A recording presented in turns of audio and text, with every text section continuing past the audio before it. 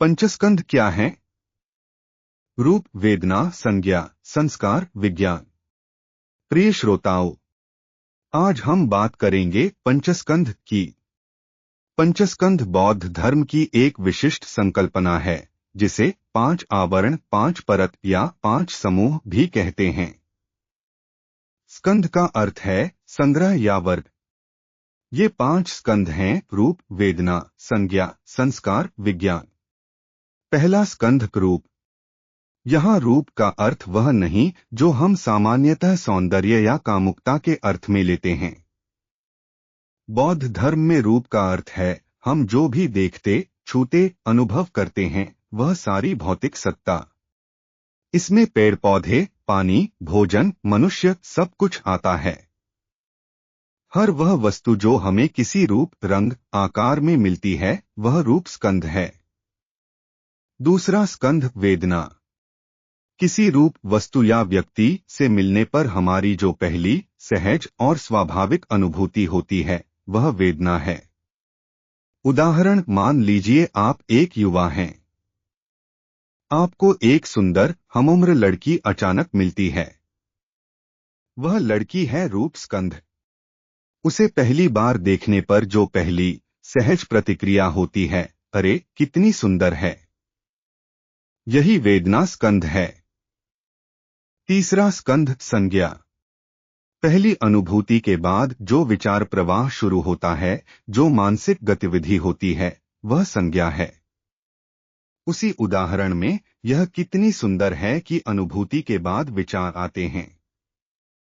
कोई सोचे इससे और जानना चाहूंगा, कोई सोचे मेरे कपड़े ठीक हैं, मेरे बाल सही हैं, कोई सोचे इससे मुझे क्या लेना देना। ध्यान दें, कोई विचार नहीं आया, यह भी एक विचार है। जब आप अपने मन में सोचते हैं मुझे कोई विचार नहीं आया, तो क्या आपका मन उठ नहीं गया? इसलिए विचार न आना भी एक संज्ञा है। चौथा स्कंध, संस्कार।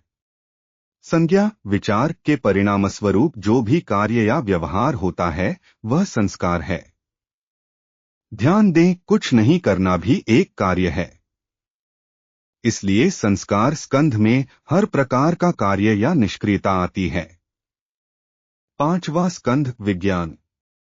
कार्य करने के बाद जो परिणाम या स्थिति उत्पन्न होती है, उससे जो समझ या अनुभव बनता है, वह विज्ञान है।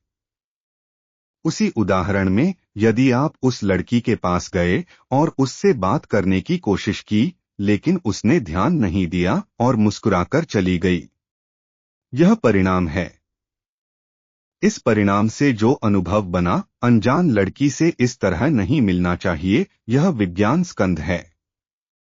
पंचस्कंध की तार्किक श्रृंखला। रूप, वेदना, संज्ञा, संस्कार, विज्ञान। पहले कोई वस्तु या व्यक्ति मिलता है, रूप, उससे पहली अनुभूति होती है, वेदना, उससे विचार उठते हैं, संज्ञा, विचार से कार्य होता है, संस्कार, कार्य से परिणाम और समझ बनती है, विज्ञान। यह रूप, वेदना, संज्ञा, संस्कार, विज्ञान की श्रृंखला हम हर पल, हर क्षण अनुभव करते हैं, चाहे हमें पता हो या नहीं। क्योंकि हर पल हम कोई न कोई भौतिक वस्तु देखते, छूते, अनुभव करते हैं, और प्रत्येक वस्तु से यह पूरी श्रृंखला स्वतः आरंभ हो जाती है। पंचस्कंध से थकान क्यों होती है? यहाँ श्रोता समझेंगे, अरे मानवमन तो हर पल कितना थका हुआ है। हाँ, हमारी चेतना और विचार हर क्षण रूप, वेदना, संज्ञा, संस्कार, विज्ञान की सक्रिय प्रक्रिया में लगे हैं। इसीलिए अनेक लोग, भले ही उनका कार्य अधिक न हो, शारीरिक श्रम न हो, दिन भर में मानसिक रूप से अत्यंत थक जाते हैं। कारण यही है, मन हर पल इन 5 स्कंधों की गतिविधि में व्यस्त रहता है। पंचस्कंध से मतभेद और कलह। पंचस्कंध न केवल हमें थकाते हैं, बल्कि मनुष्यों के बीच मतभेद और संघर्ष का कारण भी बनते हैं।